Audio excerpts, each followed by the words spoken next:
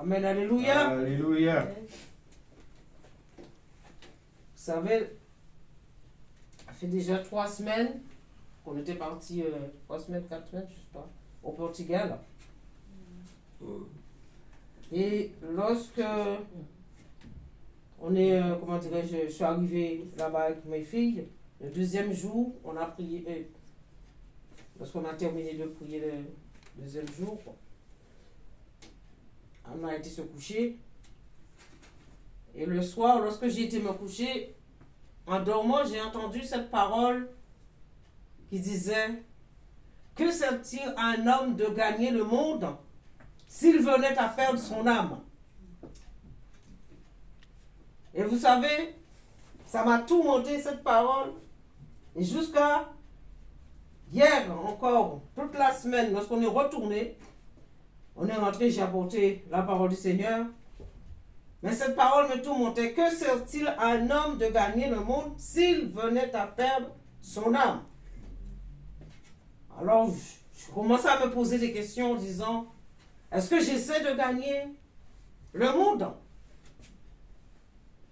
Est-ce que j'essaie de vouloir monter au sommet? Je dis: Seigneur, qu'est-ce que tu veux me dire à travers de cette parole? Et j'étais tourmenté, ça me tourmentait.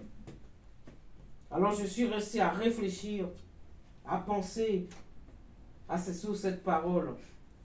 Et je crois que le Seigneur veut que je puisse parler de ça.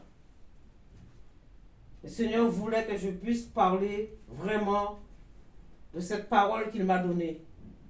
Et aujourd'hui, j'ai dit: Seigneur, bon ben, on va apporter cette parole parce que ça me tourmente.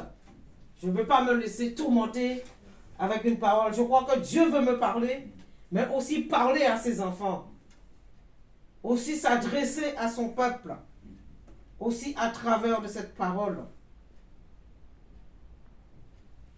Et là, encore ce matin, je dis: je dois vraiment porter cette parole. Je ne me sentais pas bien encore. Mais je crois qu'il faut le faire.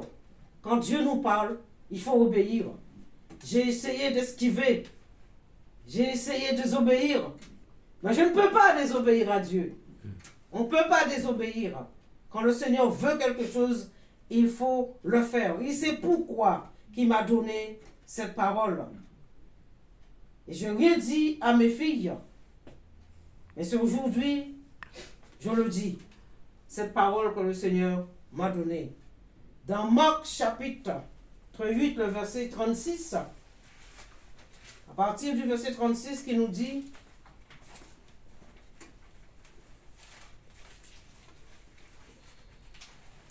excusez-moi, 8, verset 36, il nous dit: et que sert-il à un homme de gagner le monde s'il perd son âme? Que donnerais-je un homme en échange de son âme? Et plus loin, le verset 38, le Seigneur dit: car quiconque aura honte de moi et de mes paroles au milieu de cette génération adultère et pécheresse, le Fils de l'homme aura aussi honte de lui quand il viendra. Génération adultère et pécheresse. Nous vivons dans un monde, comme le Seigneur le dit, génération remplie de péchés, génération de désobéissance, génération qui fait ce qu'ils veulent, envie. Et j'ai compris pourquoi le Seigneur me dit: si je veux gagner ce monde, pourquoi voudrais-je gagner ce monde? Et si je perds mon âme? Et vous savez que nous vivons maintenant actuellement la mondialisation, globalisation, etc. Et nous voyons que tous ces grands hommes veulent faire quoi? Gagner le monde. Ils veulent séduire le monde, les gens. Et le Seigneur ne veut pas que ça arrive au sein de ton peuple, son peuple. Et malheureusement, au milieu du peuple de Dieu, il y en a beaucoup qui veulent gagner le monde. Il y en a beaucoup qui veulent aller au sommet. Beaucoup prennent cette parole, la tête et non la queue. Mais il faut savoir pourquoi, dans quelles circonstances que Dieu nous dit, il faut la tête et non la queue. Cela veut dire que si tu veux gagner le monde, c'est la séduction. Au milieu du peuple de Dieu, c'est rempli de séduction. On séduit les enfants de Dieu avec les belles paroles, à leur faire croire qu'il faut gagner, il faut monter au sommet. Mais ce n'est pas ça que Dieu veut pour nous. Ce n'est pas cela. Dieu Seigneur veut que nous puissions rester à ses pieds, obéir à sa parole et de lui laisser faire dans notre vie. Dieu prend soin de nous. Il faut comprendre. Pourquoi veux-tu gagner le monde, que le Seigneur dit? Ça te sert à quoi de gagner le monde? Ça te sert à quoi de devenir un grand chanteur réputé? Et quand tu deviens un grand chanteur réputé, tu as quoi? Le monde court après toi. Le monde t'adore. Les gens commencent à t'adorer. Et là, tu commences à devenir, à remplir de fierté. Regarde, je suis un grand chanteur. Je suis un grand musicien. Je suis une grande chanteuse. Je suis une grande musicienne. Et les gens commencent à nous adorer. Adorer ces gens. Les gens commencent à tomber en extase. Lorsqu'ils vont dans un grand concert, les gens commencent. C'est dans l'extase, voyez. Et les gens commencent à tomber. Mais derrière cela, Dieu dit, pourquoi veux-tu gagner ce monde? Enfant de Dieu, Dieu ne veut pas que tu gagnes ce monde. Ce que Dieu veut, que tu aies un bon travail. Un travail qui pourvoit à tes besoins. Parce qu'il a dit que l'homme gagnera son pain à la sueur de son front. Donc si tu gagnes un petit salaire, merci Seigneur. Quand j'ai vu le salaire de mon fils, je me dis, bon Seigneur, tout ce temps, tout ce travail, toute une journée, pour ça seulement. Mais après, je me suis dit, vaut mieux ça que rien. Vaut mieux ce petit salaire que rien du tout. Parce que ce petit salaire, Dieu peut le multiplier. Alléluia. Et les enfants de Dieu veulent gagner le monde. Combien d'enfants de Dieu que j'ai connus, que Dieu leur a donné le don de chanter. Et qu'est-ce qui s'est passé? Ils sont partis dans ce monde, aller chanter pour le diable. Dieu t'a pas donné le don pour aller le gaspiller pour le diable. Il te l'a donné pour chanter pour sa gloire. Alors on trouve que l'église est monotone. On trouve que on doit aller plus loin. On ne doit pas chanter simplement à l'église, mais on doit aller gagner le monde par cette voix que Dieu nous a donnée. Mais il me dit, ça te sert à quoi de gagner ce monde si tu viens à perdre ta vie? Ça sert à quoi de gagner le monde si tu viens à perdre ta vie, à perdre ton âme? Ça veut dire que tu vas perdre ta vie. Tu perdras ta vie. Parce qu'une fois que tu es rentré dans ce milieu, qu'est-ce qui se passe? Tu mettras Dieu de côté. Et maintenant Satan prend place. Et là il te pousse. Il te dit encore, fais ton album. Et les gens vont t'adorer. Les gens vont t'aimer. Tu vas parcourir le monde. Et tu gagneras le monde. Mais à quoi sert-il de gagner le monde si tu perds ta vie? Voilà ce que le Seigneur nous dit. Nous allons ouvrir un petit peu dans Matthieu chapitre 4. Nous allons voir un petit peu l'offre du diable. Matthieu chapitre 4, il nous dit, Alors Jésus fut amené par l'Esprit dans le désert. Jésus fut amené par l'Esprit dans le désert. Et certains disent que Satan a amené Jésus dans le désert. Moi, il me dit, l'Esprit a amené Jésus dans le désert. Dans le désert, pour être tenté par le diable. Après avoir jeûné 40 jours et 40 nuits, il eut faim. Le tentateur s'étant approché lui dit, « Si tu es le Fils de Dieu, ordonne que ces pierres deviennent des pains. » Jésus lui répondit, « Il est écrit, l'homme ne vivra pas de pain seulement, mais de toute parole qui sort de la bouche de Dieu. » Le diable le transporta dans la ville sainte et le plaça sur le haut du temple. Il lui dit, « Si tu es le Fils de Dieu, jette-toi en bas, car il est écrit, il donnera des ordres à ses anges à ton sujet, et ils te porteront sur les mains, de peur que ton pied ne heurte contre une pierre. » Jésus lui dit, « Il est aussi écrit, tu ne tenteras point le Seigneur ton Dieu. » Le diable le transporta encore sur une montagne très élevée, lui montra tout le royaume du monde et leur gloire,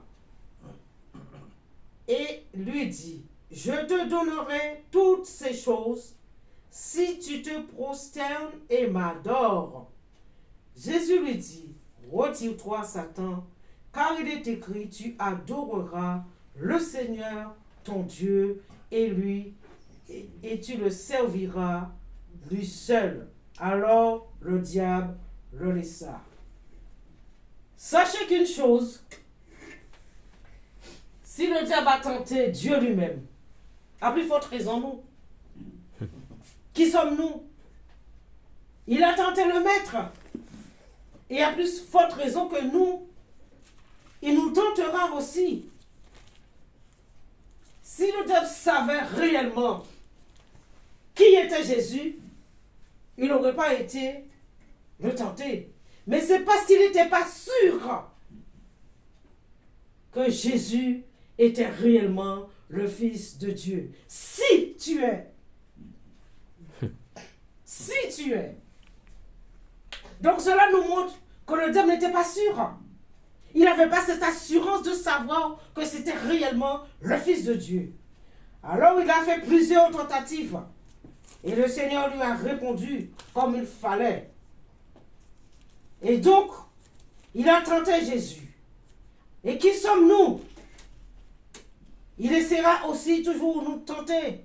Parce que notre ambition, quand tu as une ambition, tu as l'envie de chanter, alors il viendra te présenter, te dira, je te donne cette belle voix, j'ouvrirai les portes pour toi.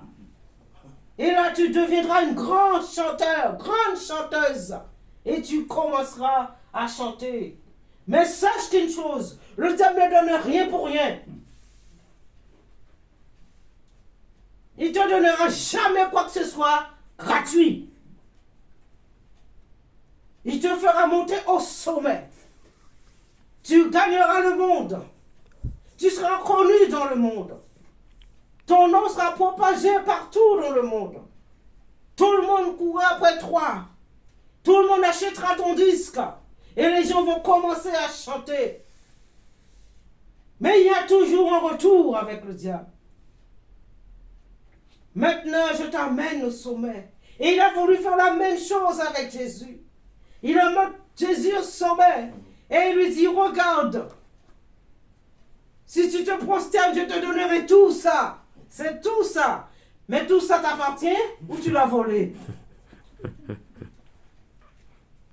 Tu veux offrir quelque chose à Dieu que tu as volé de Dieu. On ne peut pas donner quelque chose à quelqu'un qu'on a volé. Ou du moins tu viens, tu vas camoufler, tu as volé la chose et tu donnes la chose à la personne. Mais en tant qu'enfant de Dieu, Tu as l'Esprit de Dieu. L'Esprit de Dieu te fera comprendre que cette personne a volé la chose. Ne le prends pas. Alors tu lui diras, tu as volé, je ne veux pas. Et le diable monte, Seigneur. Regarde tout ça avec sa gloire. C'est pour toi. Imaginez que si Jésus avait fléchi les genoux, si Jésus avait cédé à ce que le diable est en train de nous offrir, est-ce que je serais là en train de vous parler ce matin? Oh, le monde serait le chaos. Le monde serait dans le ténèbre total. Nous vivons déjà. Les gens vivent déjà dans le ténèbre. Mais c'est ce que l'obscurité totale dans ce monde. S'il avait fléchi, s'il s'était courbé devant lui, mais il savait ce qu'il était venu faire. C'était détruire les œuvres du diable. Parce que le but du diable, c'est quoi? C'est de nous détruire. Alléluia. Et quand Jésus est sorti sous la croix, il ne s'attendait pas qu'il allait ressusciter le 3e jour. Il a fait la fête. Mais il ne savait pas. Alors là, il était déçu. Gloire à Dieu. Merci Seigneur. Jésus n'a pas fléchi devant le diable. Et il te dit, ne fléchis pas devant le diable. Alléluia. Le Seigneur nous a donné les armes. Prenons les armes. Combattons l'œuvre de l'ennemi. Ne vous laissez pas séduire par tous ces serviteurs qui servent le diable et qui apportent des belles paroles, qui veulent vous faire croire il faut gagner le monde. Naturellement, le Seigneur veut le meilleur pour nous. Comme Dieu veut le meilleur pour nous, il ne te laissera jamais. Il ne t'abandonnera jamais. Il veut le meilleur pour nous. Tu fais un petit travail. Tu n'avances pas. Tu pries. Je suis dans un travail. Je suis esclave de ce travail, Seigneur. Montre-moi ce que je dois faire. Dis-moi. C'est ce que tu veux pour moi. Alors, il te montrera. Si tu dois reprendre tes études, il te permettra que tu reprends tes études pour avoir quelque chose de meilleur. Comme ma fille travaillait à la mairie avec les enfants, je lui ai dit, reprends tes études. Parce que le Seigneur veut t'emmener plus loin. Elle ne voulait pas. Lorsqu'on a quitté le banc de l'école, qui a envie de retourner sur le banc de l'école lorsqu'on l'a quitté? Tu as quitté le banc de l'école, tu n'as pas envie de retourner. Mais je l'ai encouragé. J'ai dit non, tu dois aller plus loin. Sans vouloir gagner le monde. Le Seigneur veut t'emmener plus loin. Faire quelque chose de meilleur. Quand Dieu veut nous emmener plus loin, ça veut dire qu'il veut que nous fassions quelque chose de mieux. Il veut quelque chose de mieux pour nous. Mais pas gagner ce monde. Pas vouloir gagner le monde. Pas vouloir se faire voir. Il ne veut pas. Tu veux te faire connaître. Non. Il va te placer dans un endroit où les gens te respectent. Il te mettra dans un endroit. Que vraiment c'est toi qui conduis, c'est toi qui domine. Qu'on t'écoute. Mais il ne veut pas que tu gagnes ce monde. Parce que si tu essaies de gagner ce monde, tu perdras ta vie. Et c'est ce que Dieu ne veut pas. Dieu n'est pas contre que nous allions plus loin. Mais nos ambitions, il faut les mettre de côté. Tous ces grands footballeurs qui gagnent tant d'argent, dans le monde entier, on les voit. Mais est-ce qu'ils connaissent Christ? Il y en a qui se disent, je suis chrétien. Mais tu es chrétien. Mais est-ce que tu proclames au milieu de ton club le nom de Jésus? Oui, tu es chrétien. Chrétien. Tout le monde se dit chrétien. C'est beau de dire que je suis chrétien. Mais est-ce que tu proclames le nom de Jésus au milieu de ton club? Est-ce que tu parles à ceux qui jouent au foot avec toi de Jésus, ce que Jésus est venu faire pour eux? C'était semblant d'être chrétien. Il a dit, si tu as honte de moi, j'aurai honte de toi aussi. Alors on gagne beaucoup d'argent. On nous connaît, tout le monde, c'est des fans. Les enfants veulent, tout le monde veut devenir footballeur. Parce qu'on dit qu'il y a beaucoup d'argent dans le football. Alors tout le monde inscrit leurs enfants dans le foot. Mais vous ne voyez pas que c'est vraiment cette tactique de l'ennemi de pousser ton enfant à vouloir de monter sommaire, de gagner de l'argent. Mais ça sert à quoi de gagner autant d'argent? Et tu n'aides même pas quelqu'un. Il y en a, je ne dis pas qu'il y en a peut-être qui aident. Je ne sais pas, je ne les connais pas. Mais Dieu ne veut pas que tu fasses ce foot ta priorité. Il ne veut pas que tu mets ton ambition devant et lui derrière. Ce que Dieu veut, c'est qu'il soit devant nous. Et notre ambition derrière, de lui laisser conduire et diriger notre ambition. Beaucoup font leur choix de devenir, de grandir, de monter au sommet. Mais Dieu est derrière. Et c'est ce que le Seigneur ne veut pas. Il veut être devant. Il veut te diriger. Il veut te conduire. Cela veut dire marcher selon l'esprit et non selon la chair. Tes ambitions te font marcher selon la chair. Et quand tu remets tout entre les mains de Dieu et tu lui dis maintenant, Seigneur, je remets tout, que ta volonté soit faite dans ma vie et laisse-le te guider, te diriger. Alors, bien souvent, ça ne va pas à notre sens quand Dieu n'est pas d'accord. Quand le Seigneur n'est pas d'accord, il te dit non. Et tu dis oui, j'insiste. Alors tu veux gagner le monde. Alors il te laissera gagner le monde. Une fois que tu veux gagner le monde, tu ne pries plus. Tu ne chantes plus. C'est fini la prière. C'est terminé de louer Dieu. C'est terminé de chercher sa face. Maintenant, tu te trouves dans un milieu. Alcool, cigarette, sexe. Et Dieu ne veut pas ça pour ses enfants. Dieu ne veut pas ces choses pour ses enfants. L'ambition.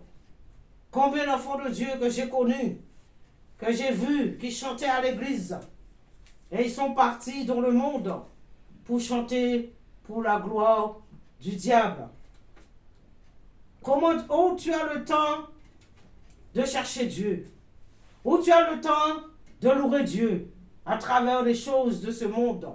Tu te trouves dans une sorte de spirale que toi-même, tu as envie de... Après, tu voudras sortir, mais ça sera difficile. Difficile. Mes frères et sœurs, ce matin, vous avez vos ambitions, je sais.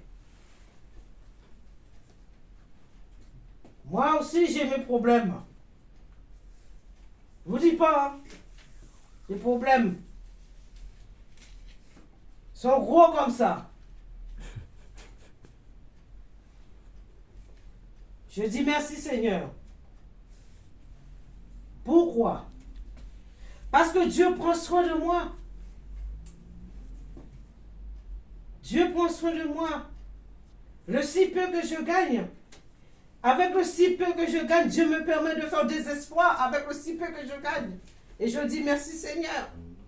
Pourquoi? Parce que je me confie en lui. Je remets mes problèmes, mes difficultés entre les mains du Seigneur. J'aurais voulu avoir beaucoup d'argent. Mais si j'ai beaucoup d'argent pour perdre mon âme, ça ne sert à rien. Si j'ai beaucoup d'argent pour que je puisse perdre mon âme, cela ne sert à rien. Alors je subis mes épreuves, tout doucement, et bien dans la paix de Dieu. Amen. Beaucoup veulent gagner le monde, mais ils n'ont pas la paix. Beaucoup veulent avoir un bon travail pour gagner 6 000 euros, 5 000 euros, mais quand tu travailles, tu gagnes tout ça, c'est pour les impôts. Alléluia. Donc, beaucoup veulent avoir une belle voiture, belle maison. Et beaucoup de gens se vantent. Mon fils a un bon travail. Ma fille a une belle maison. Ma deuxième fille a une belle voiture. Mais madame, laissez-moi te dire une chose. Sans Jésus, toutes ces choses-là, c'est de la poussière, c'est de la boue. Et quand tu meurs, tu n'emmènes pas tout ça derrière toi. À quoi sert-il un homme de gagner le monde s'il perd son âme? Vous voulez gagner le monde? Allez-y. Je ne vous empêche pas. Je vous encourage si vous voulez gagner le monde. Moi pas, je n'en veux pas. Jésus me suffit. Jésus prend soin de moi. Mon Dieu pourvoira à tous vos besoins, selon sa richesse et sa gloire, en son Fils Jésus-Christ, il a dit. Apprenez à faire confiance à Dieu. Apprenez à vous appuyer sur lui. Apprenez à crier à Dieu. Apprenez à remettre vos ambitions entre les mains du Seigneur. Dis, Seigneur, qu'est-ce que tu veux pour moi? Qu'est-ce que tu veux que je fasse? Il te guidera, il te dirigera. Et il te montrera, il te dira, fils, ma fille, voilà ce que je veux pour toi. Et tu obéis, et tu verras la gloire de Dieu dans ta vie. N'essayez pas de gagner le monde. N'essayez pas de devenir grand chanteur, grand musicien. N'essayez pas de devenir grand footballeur, et encore, etc., etc. N'essayez pas de dire, je veux devenir président. Le président même, il ne sait pas où mettre sa tête. Ça lui fait mal de diriger le pays. On veut devenir, c'est ce de l'ambition, on veut devenir grand, on veut monter au sommet. Mais parfois ça nous dépasse. Ça lui dépasse le président. Devant sa nation, bien souvent rebelle. Sa nation, bien souvent dans la rue. Il ne sait pas quoi faire. Et pourtant, il est le dirigeant. Il peut calmer le peuple. Mais il n'arrive pas. Vous voyez qu'est-ce que ça fait d'être ambitieux, de devenir, je veux gagner, je veux monter au sommet. Le diable dit à Jésus, voilà, je te donnerai tout. Aïe, aïe, aïe. Regarde. La gloire. La gloire. Ça te sert à quoi de chercher la gloire et de perdre ton âme? Restez au pied du Seigneur. Avec le si peu que vous gagnez. Avec le travail, si ça ne vous plaît pas, demande au Seigneur. Je veux une autre. Il te guidera. Et tu auras une autre travail. Mais ne travaillez pas du lundi au dimanche pour oublier Dieu. Parce que Dieu, il faut lui donner son temps. Bien souvent, on travaille du lundi au dimanche. Et le Seigneur n'a pas son temps. Et à force de travailler du lundi au dimanche, tu oublies Dieu. Tu rentres fatigué. Tu n'as pas le temps de prier. Tu n'as pas le temps de lire la parole. Ce que Dieu veut, tu dois passer du temps dans sa parole. L'homme ne vivra pas de pain seulement, mais de toute parole qui sortira de sa bouche. Amen. Amen. Nous avons tout dans la Bible, mes amis. La parole de Dieu est là pour nous guider. De même que lorsque vous prenez le GPS pour aller quelque part, vous faites rentrer l'adresse et nous emmène là où nous voulons y aller. Merci Seigneur pour la technologie, pour la personne qui a fait. Parce qu'avant on galérait. Les gens galéraient pour pouvoir trouver quelque part lorsqu'ils allaient. Merci pour le GPS. Ça nous aide. Et ça, c'est simplement pour nous emmener à une adresse lorsque nous avons besoin d'aller. Mais la Bible est plus que le GPS. Amen. Il est plus que le GPS. Ça nourrit ton âme. Ça te fortifie. Ça te fait du bien. Tu es découragé. Tu vas le lire. Ça va te remonter cette morale que tu n'as pas. Nous n'avons pas besoin de gagner le monde pour plaire à Dieu. Nous croyons en faisant cela, nous allons plaire à Dieu. Non. Quand tu veux gagner le monde, tu crois que tu vas lui plaire. Non. Il te dit non, ça ne sert à rien. N'essaie pas de gagner le monde pour me plaire. Parce que je sais que tu vas à ta perte. Je sais que tu vas perdre ton âme. La vie que je te réserve, tu vas la perdre. Tu vas te laisser embobiner dans tant de choses qui n'est pas à ma gloire. Prenons le temps de remettre nos ambitions entre les mains du Seigneur. Ne mettez pas nos ambitions en avant et de penser, je dois gagner le monde. Si tu veux gagner le monde, gagne-le pour Jésus-Christ. Amen. Gagne-le pour Jésus. Et cela me fait mal au cœur de voir de nos jours que l'évangile est devenu gospel. Cela me fait mal au cœur de voir que les gens veulent gagner les gens par le gospel. Jésus nous a pas envoyé chanter. Il nous a dit d'aller annoncer la bonne nouvelle. Alors on attire les gens par le chant. Mais quand tu attires les gens par le chant, qu'est-ce qui se passe? La personne même aime le chant. Mais la personne, sa vie, il n'a pas donné à Christ. Beaucoup de gens vont de concert en concert. Pourquoi? Parce que ça leur plaît. Pourquoi? Parce qu'ils aiment ça. Mais leur vie même n'est pas à Christ. Donc ces gens-là vont à la perdition. Dieu nous dit de le louer. Dieu nous appelle à la louange. Mais dans sa maison, pas dehors, pas faire de concerts. On fait tant de concerts pour attirer les gens. Mais les gens que nous nous attirons à travers du concert, est-ce que ces gens-là, ils ont donné leur vie à Christ? Réfléchissons, mes amis. Ça amène les gens à la perdition.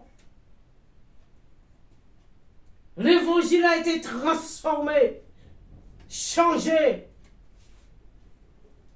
en chanson, comme Dieu le dit. Ils mettront mon nom en chanson. Ce n'est pas moi, la Bible dit. Dieu savait que les choses allaient arriver ainsi. Dans cette génération perverse que le Seigneur nous dit, une génération pécheresse, une génération de désobéissance au sein du peuple de Dieu qui suit les choses du monde. Et on se dit, on est content. Jésus, Jésus. C'est bien de dire Jésus. Nous glorifions ton nom. Nous chantons ton nom. Je ne veux pas chanter pour chanter. Même à travers le chant, tu peux te condamner. Faisons très attention. Même à travers le chant, nous pouvons nous condamner. Si je commence à chanter, nous sommes dans un lieu d'amour. Est-ce que tu m'aimes réellement? Nous sommes dans un lieu d'amour. Tu m'aimes? Faisons très attention. Tu dis, ah, tu chantes ce chant, tu tiens la main de ton frère, de ta soeur, mais tu l'aimes pas. Tu es en train de te condamner, mentir à toi-même. Voyez, faisons attention, mes amis. Laissez le Seigneur vous conduire, vous diriger. N'essayez pas de gagner ce monde. J'essaie pas de gagner le monde. Ce que je veux gagner, c'est Jésus-Christ. L'éternité. Ce qu'il nous a promis, c'est l'éternité. Veillez à votre âme. Faites attention à votre âme. Le Seigneur veut que nous puissions veiller sur notre âme. Et nous savons, si Dieu m'a permis, m'a donné cette parole, c'est parce qu'au milieu de son peuple, beaucoup veulent gagner le monde. Et les paroles sont mises de côté. Les paroles, on nous dit, il faut devenir riche. On nous dit, il faut aller de perfection en perfection du monde. Mais on ne nous dit pas d'aller de perfection en perfection de la parole de Dieu. Alors on nous dit, la Bible est démodée. Suivons les choses de ce monde. La mondialisation, le monde a changé. Et le monde changera toujours. Mais Dieu, il ne change pas. Et la parole de Dieu ne change pas. La parole reste toujours le même. Hier, aujourd'hui et éternellement. Ce que Jésus a dit, il le fait. Jésus a dit, il reviendra et il reviendra. Restons dans la parole de Dieu. N'essayez pas de gagner le monde. Si tu as un bon travail, garde ton travail. Si tu as un bon salaire, garde ton salaire. Dis merci Seigneur. N'essaie pas de dire, Satan, je veux plus. Il te donnera plus. Mais réclame-moi ton âme en retour. Il te donnera plus. Mais il réclamera ton papa, ta maman, ta soeur. Une fois que tu lui donnes plus rien, il va prendre. Alors essayez de rester au pied du Seigneur dans la parole de Dieu. Que sert-il à un homme de gagner le monde s'il venait à perdre son âme? Vous voulez garder votre âme pure? Vous voulez garder votre âme réellement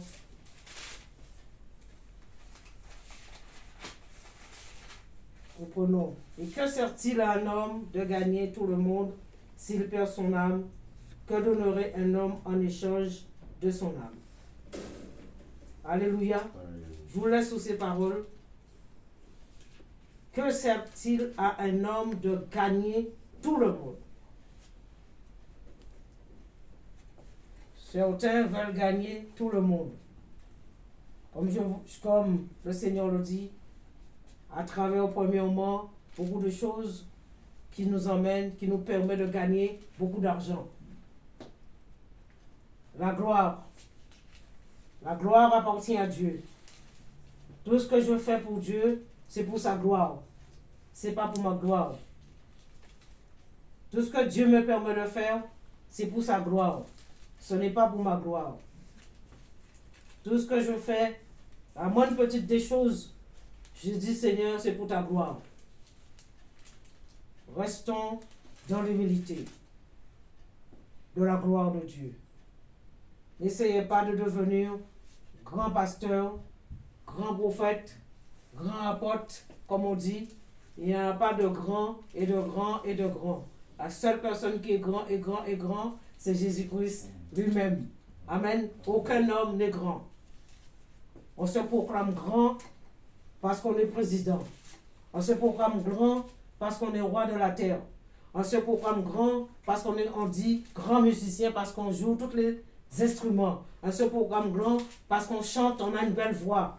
Mais ça, le plus grand des grands, c'est Jésus-Christ. Et Jésus-Christ lui seul.